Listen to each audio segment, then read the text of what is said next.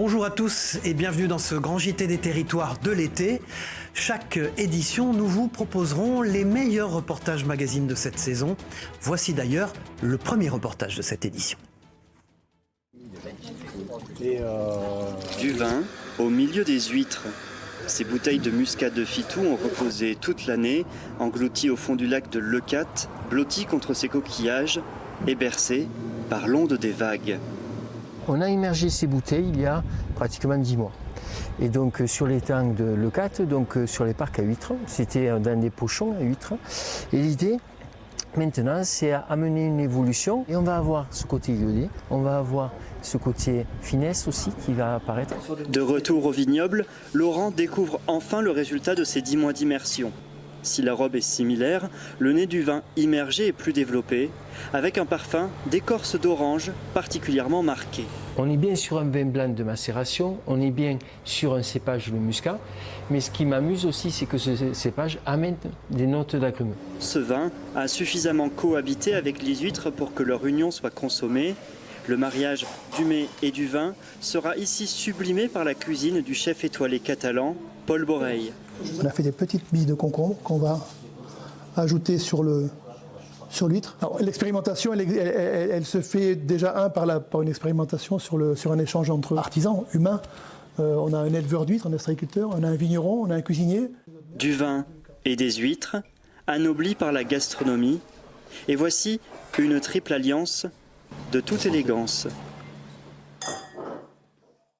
En Martinique, le rhum se transporte parfois en voilier. Une fois par an, le Très Sombresse, un navire impressionnant, fait escale au large de l'île pour récupérer des milliers de litres de rhum. Comme dans le temps, les fûts sont poussés sur la plage et acheminés à la nage jusqu'au bateau. Un chargement sportif suivi d'un voyage de 5 mois en mer. Un très beau reportage de Maxime Lequeux pour Via ATV. Regardez. 10h du matin, on s'active à la distillerie La Favorite. Après plusieurs mois de préparation, la cuvée est prête pour un long voyage. Alors on est en train d'embarquer les fûts, nous avons 12 fûts à charger. Nous allons charger 6 dans ce camion-là et 6 autres dans un autre. Leur destination, le Très Sombresse. Un fameux 3-mâts, ancien démineur dans les années 1940, réhabilité en 2007 par 3 frères hollandais. Pour y accéder, il faut d'abord faire rouler chaque tonneau un par un jusqu'à la plage. L'opération se déroule devant des touristes captivés par l'événement. C'est intéressant, surtout que c'est la première fois que j'y assiste et voir toute cette manifestation avec autant de fûts, ça donne envie. Comme dans le temps, les fûts sont ensuite poussés à la nage jusqu'au bateau. Petite promenade de santé. Facile. Tout le monde peut y participer, à condition de savoir nager durant 50 longues minutes et de bien choisir son équipe. Les fûts sont ensuite chargés et placés minutieusement dans les cales par l'équipage. Ils rejoignent ceux déjà récupérés aux Canaries et à la Barbade. Au total, ce sont 15 000 litres de rhum qui s'apprêtent à devenir uniques au monde. Le vieillissement se fera durant les 5 mois de traversée, au gré des vagues et des embruns, et sans moteur. Ils ont juste besoin de quelques mots, mais les quelques mots sont importants. Là, on vient juste de me demander, mais il n'y a même pas quelque chose d'auxiliaire, un petit moteur intérieur? Non, il n'y a pas. Ça a été remplacé par les couchages des officiers, des chefs de quart. Le principal, c'est déjà pas polluer en mer. Et après, de vivre aussi calmement. Enfin, moi, mon point de vue, c'est voici de vivre calmement en mer et de ne pas embêter tout ce qui est cétacé en prenant le temps du vent. Direction la Savoie dans ce journal. C'est un grand moment pour les producteurs, mais aussi pour les troupeaux. Avec le retour des beaux jours, les vaches quittent leur étable et montent en alpage. Une période dite des 100 jours, durant laquelle les éleveurs peuvent se consacrer à l'entretien de leurs exploitations. Nous sommes allés dans les hauteurs du Beaufortain, en Savoie. Chloé Lemeur pour notre partenaire 8 Mont-Blanc sur place. Ce matin-là, le massif du Beaufortain s'est animé au son des cloches. Comme chaque année, le groupement pastoral de Plan-Pichu déplace ses troupeaux sur les hauteurs de la vallée à l'occasion de la montée en alpage pour la saison estivale. Un moment toujours très attendu par les éleveurs des 10 exploitations réunies. La montée en alpage, chaque année, voilà, c'est des prises de décision importantes pour l'emmontagner, le jour, la date. Donc tout le monde se met en accord pour pouvoir faire cette montée. Et voilà, c'est un moment qu'on attend tous, un moment qui est convivial. C'est des pratiques ancestrales, hein.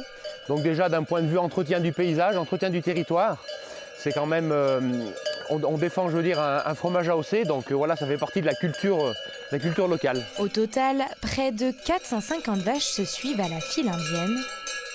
Elles sont ensuite réparties selon différents secteurs. Elles se répartissent en fonction de l'altitude de la pousse de l'herbe et elles se répartissent aussi en fonction de leur date de vélage. On essaye de faire 3 troupeaux équitables en production et en stade de lactation pour avoir des troupeaux homogènes en production. Une fois installés sur leur parcelle, c'est désormais l'heure de se régaler avec une herbe bien fraîche. Et c'est en compagnie de leurs gardiens, les bergers, qu'elles pourront continuer à profiter de ce repas gourmand durant 5 mois. C'est cet après-midi, après une pause bien méritée au chalet de l'Alpage, que l'équipe commence la première traite estivale.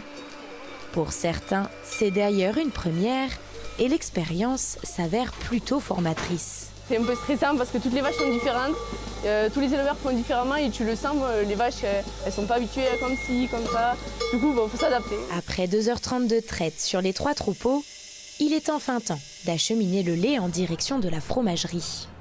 C'est ici qu'il sera transformé 2 fois par jour en Beaufort d'été, avec au total une fabrication de 1200 à 1300 fromages de caractère sur la saison estivale.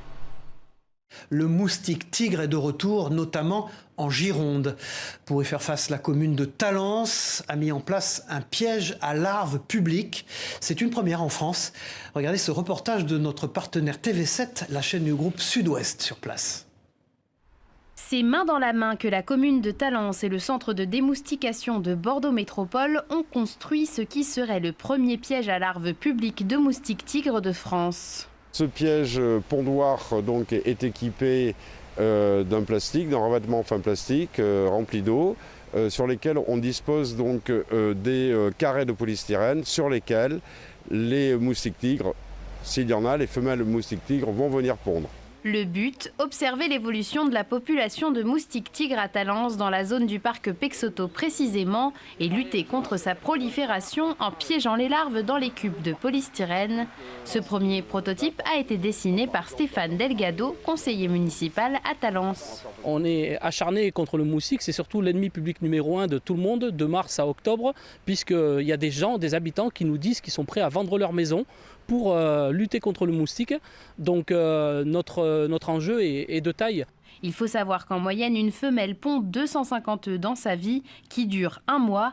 Alors le centre de démoustication est sur le pont en intervenant principalement chez les particuliers de la métropole à leur demande. Nous avons à notre disposition du bacille de Thuringe, qui est une bactérie que la larve aquatique va ingérer.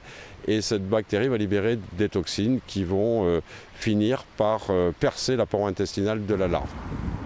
Le moustique tigre représente une véritable question de santé publique. Il peut transmettre des maladies dites arboviroses comme la dengue, le chikungunya ou le Zika. Alors l'Agence régionale de santé se tient prête à réagir en cas d'alerte.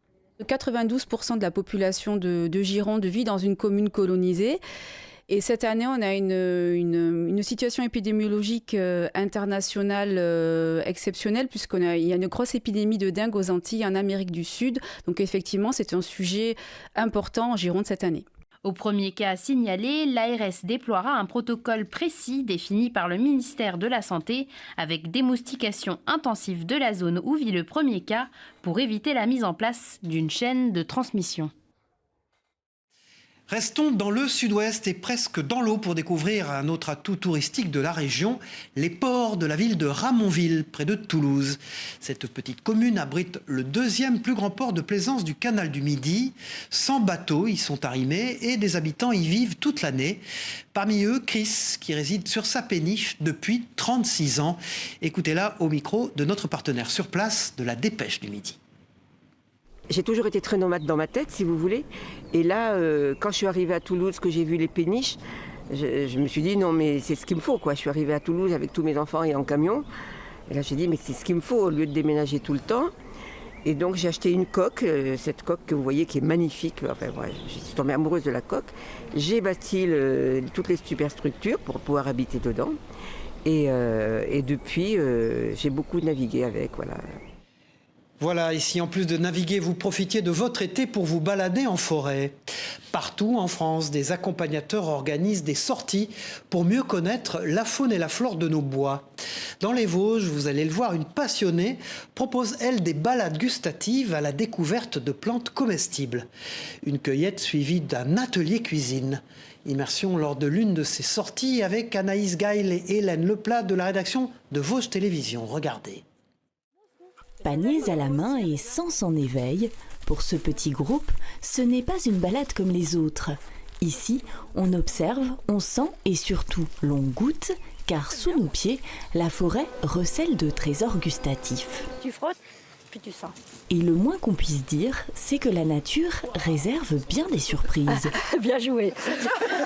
C'est champignon, c'est quoi ça? Alors, c'est pas mal quand même. Parce que voilà une plante, non mais vous allez la sentir quand même, qui sent pas bon du tout quand on la ramasse, mais qui à la cuisson développe un parfum de champignon. Nous sommes du côté de Frébécourt dans l'ouest vosgien. Ici, Blandine Cateau connaît les bois comme sa poche. Avec sa petite société Bleuet Sauvage, depuis 10 ans, elle propose des promenades gustatives à la découverte des plantes comestibles. L'idée, c'est donc d'emmener des petits groupes à la rencontre des plantes et de cueillir ce qui est utile pour faire ensuite un goûter ou un repas ou une mise en bouche. Parce que finalement, il y a beaucoup de plantes qui sont comestibles dans la forêt. Dans la forêt, on peut rencontrer une trentaine de plantes communes, courantes, qu'on peut ramasser quasiment pendant 6 mois de l'année.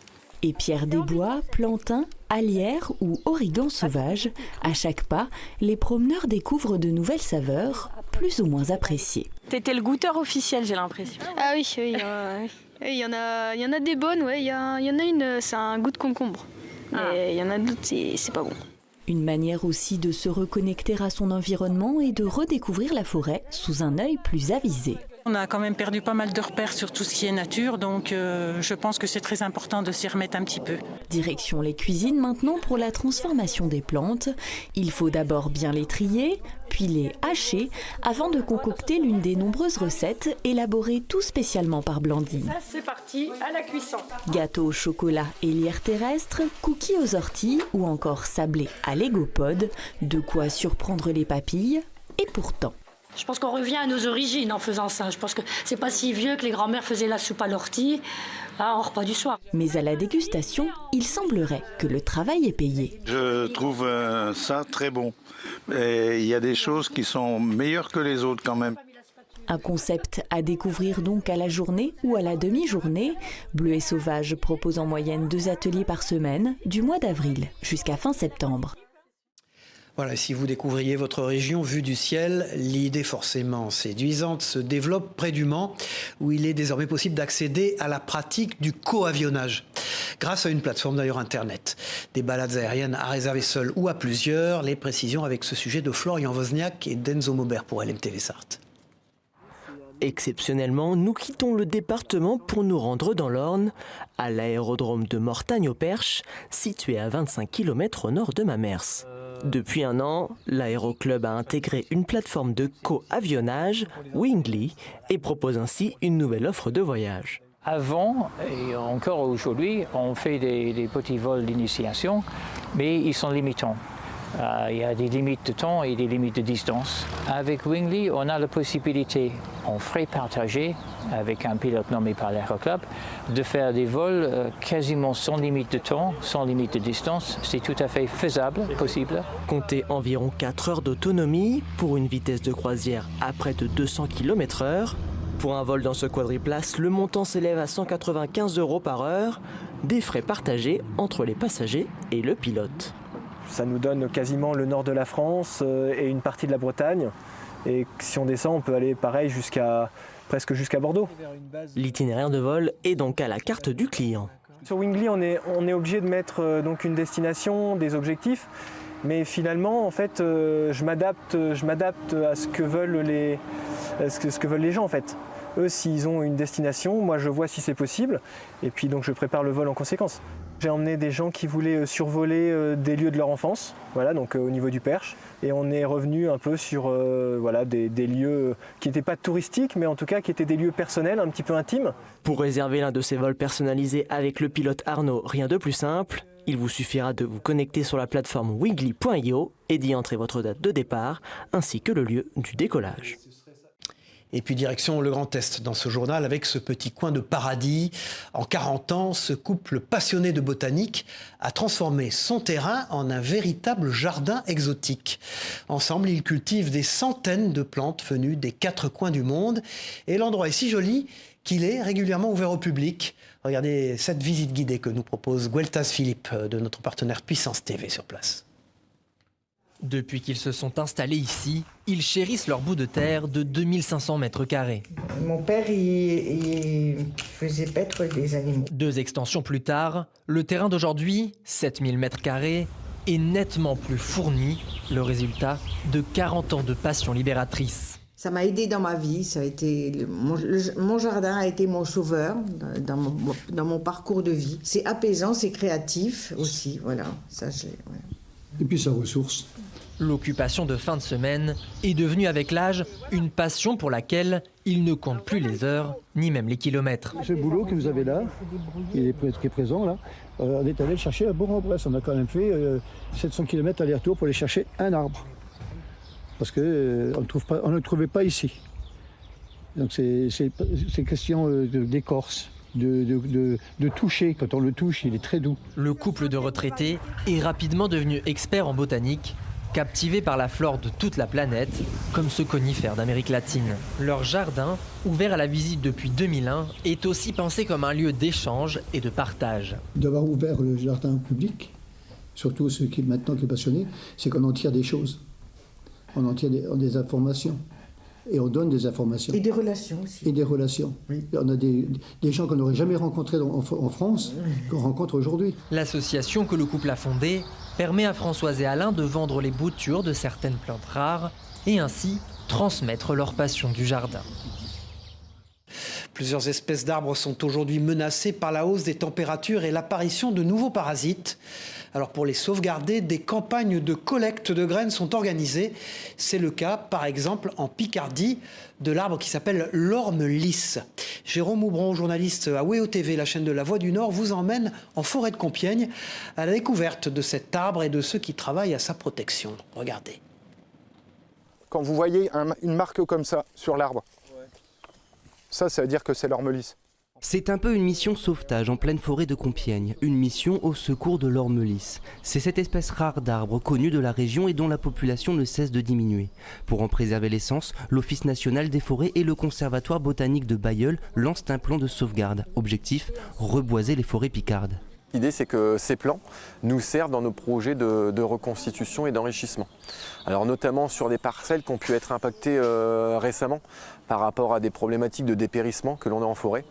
Et l'idée, c'est de reconstituer des secteurs de forêt où ces essences ne sont pas présentes pour pouvoir aussi avoir cet aspect préservation de l'espèce. Les forêts de Lègue, Chiry-Ourscan et Compiègne ne comptent que quelques centaines d'ormes lisses. Et pour cause, son habitat, forestier et humide, disparaît.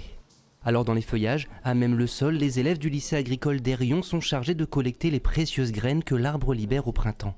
Il faut juste repérer les bonnes graines et regarder s'il y a du duvet dessus. Après c'est un coup à prendre, c'est l'identification, on est dans une formation où on apprend à le faire. Donc on sait aller au détail pour les identifier. Pas facile de reconnaître un arbre parmi tant d'autres. Heureusement, l'orme lisse a quelques particularités. On voit en bordure de ces samarres des petits cils blanchâtres, c'est typique de l'espèce. Et ensuite, sur des sujets plus développés, on a la présence de contreforts sur la partie inférieure de l'arbre. Et ça, c'est vraiment une caractéristique de l'essence. Une fois triées et séchées, les milliers de graines prélevées seront mises en culture par le lycée horticole de Ribécourt. Réduire sa consommation énergétique, c'est aussi s'engager dans la préservation de l'environnement, à l'instar du développement des énergies propres. Parmi elles, l'éolienne est incontestablement la plus connue, mais aussi la plus débattue en France. Si son aspect extérieur est souvent critiqué pour enlaidir les paysages, son intérieur, lui, nous est encore secret. Alors que se cache-t-il dans une éolienne? Les révélations et explications de la chaîne TVR, près de Rennes, ce reportage. À la question à quoi ressemble l'intérieur d'une éolienne, voici la découverte de l'une d'elles sur le parc éolien de Teyet, au sud-est du département. La visite commence par le passage dans un monte-charge, puis la prise d'une échelle exiguë, avant de se retrouver à 100 mètres de hauteur, dans ce qu'on appelle la nacelle, la partie rectangulaire au-dessus du mât, à la base des pales. C'est ce qu'on appelle le moyeu ou le hub. Donc il y a les 3 pales. Derrière moi, il y a la multiplicatrice qui permet de multiplier l'énergie, donc ça peut créer un rapport de 100. On arrive à 1200 tours minute, la génératrice, et derrière vous, le convertisseur. Donc qui derrière, l'énergie 690 volts qui est multipliée après avec le transformateur en 20 000 qui est réinjecté sur le réseau. Cette éolienne à 3 millions d'euros appartient à la société bordelaise Valorem, qui entend bien en implanter beaucoup d'autres dans le département. Un projet comme celui qu'on a juste derrière nous, il a mis 17 ans à se construire, ce qui est beaucoup trop long. Nous, on pense que ces projets-là, on peut, en prenant le temps de concerter avec la population, en prenant le temps de faire toutes les études environnementales nécessaires, on pense que c'est des projets qui peuvent sortir de terre en 4 ans. Valorem possède déjà les 4 éoliennes du site de Teyet, installées en 2019. Elle travaille à ériger la prochaine pour 2025. Et puis direction l'Isère dans ce journal pour une escapade souterraine. Parmi les merveilles de la région, les grottes de la Balme occupent une place bien à part. Le site abrite plus d'1 kilomètre d'exploration où se mêlent touristes et chauves-souris. Avec des températures très fraîches sur place, le site est aussi un moyen d'éviter le choc thermique pendant les chaudes journées estivales. Regardez ce reportage de notre partenaire Télé Grenoble. Donc là, il y a un petit passage assez étroit, il faut vraiment se faufiler et faire preuve vraiment de souplesse. Mais il faudra aussi faire preuve d'humilité face à la beauté naturelle de l'une des 7 merveilles du Dauphiné. Dans le Nord-Isère, les grottes de la Balme offrent au public un spectacle riche en découvertes et en histoire dans l'espace naturel sensible des coteaux de Saint-Roch. On rentre par un porche qui fait à peu près 35 mètres de haut, donc déjà ça c'est déjà impressionnant. Ensuite on arrive dans un espace très ouvert avec des dimensions de cathédrale. On y trouve des lacs, on y trouve des labyrinthes aussi, 2 labyrinthes qui sont très spécifiques des grottes. On y trouve des gourds, donc ces petits bassins qui sont tout à fait magnifiques. Donc ces passages ils sont formés tout simplement avec le passage de l'eau pendant des milliers d'années. Alors ici vous avez une formation un peu particulière qui s'appelle une marmite de géant. Qui est une formation complètement naturelle. Ça se forme de manière assez simple. On a de l'eau qui va couler, qui va tourbillonner et qui va emporter avec elle des cailloux ou un peu de sable. C'est un phénomène d'érosion mécanique assez simple à comprendre. Et donc celle que vous avez là, cette marmite de géant, elle a environ 130 000 ans. Ce qui fait aussi la particularité des grottes de la Balme, ce sont ses habitants. Elles sont réputées pour héberger une grande variété de populations de chauves-souris. Les grottes accueillent différentes espèces d'oiseaux dont certaines sont rares, comme des rapaces nocturnes, en plus d'avoir ouvert la porte à quelques mammifères, eux aussi extrêmement rares. Donc là on s'engouffre dans le labyrinthe de François Ier. C'est une peinture d'un artiste lyonnais qui s'appelle Théodore Lévigne et qui a été réalisée en 1882. Elle est là pour commémorer un événement historique majeur à la fois pour le village mais aussi pour les grottes, à savoir la venue de François Ier en personne aux grottes de la Balme, en 1516. Entre histoire, géologie et écosystème, les grottes de la Balme sont la promesse d'une évasion à la découverte des travaux époustouflants de l'architecte la plus talentueuse au monde, la nature. Voilà, et puis c'est un retour dans l'histoire. Depuis près de 20 ans, le mémorial Alsace-Moselle ouvre ses portes au grand public. Le musée se consacre au passé très spécial de la région, notamment marqué par la Seconde Guerre mondiale. Depuis 1 an maintenant, le site propose des visites guidées, vous allez le voir, à la lumière de la lampe torche. La mémoire des victimes est ainsi d'autant plus éclairée. Une visite immersive signée Elisa Wittich pour notre partenaire Moselle TV. Entre 1870 et 1945, l'Alsace et la Moselle ont changé 4 fois de nationalité. C'est cette histoire que Mélanie Alves-Rollo, guide au mémorial depuis 2017, va compter à la lumière de sa lampe torche. Quand vous passez du centre-ville de Metz, qui est très médiéval, et que vous allez vers la gare, vous voyez bien l'architecture allemande de cette époque-là et le changement aussi, rien que dans la couleur de la pierre. Le public évolue à travers 17 espaces, reconstituant les époques et les dates clés de cette histoire commune entre Alsaciens et Mosellans. L'intensification des combats sur les territoires frontaliers semble imminente. Dès 1939, plus de 600 000 personnes quittent la région pour rejoindre le sud-ouest. En 1940, l'Alsace et la Moselle sont annexées par le Troisième Reich. Là, vous voyez la population alsacienne et mosellane qui s'apprête à repartir en Alsace-Moselle. Donc là, ils sont dans le sud-ouest en train de reprendre des forces.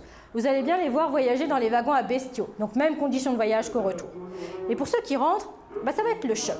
Le choc, puisqu'ils reviennent dès l'été 40, alors que l'Est de la France est occupé par le régime totalitaire. Le cauchemar de l'incorporation de forces commence. Pas moins de 130 000 Alsaciens et Mosellans devront se battre sous l'uniforme nazi. On a l'impression d'être dans le quotidien des gens parce qu'il y a beaucoup d'objets dont on montre des détails comme les bérets qui est interdit. C'était très impressionnant effectivement l'architecture allemande qui nous tombe dessus. Vraiment on a l'impression de traverser l'histoire de la région. Le village de Schirmeck, niché au cœur de la vallée de la Bruche, continue de livrer son histoire chahutée, qui fut celle du territoire entre la guerre de 1870 et les prémices de la création européenne au service de la paix. Voilà, c'était le grand JT des territoires de l'été. Merci de nous avoir suivis. On se retrouve très vite pour une nouvelle édition d'été. Au revoir à tous.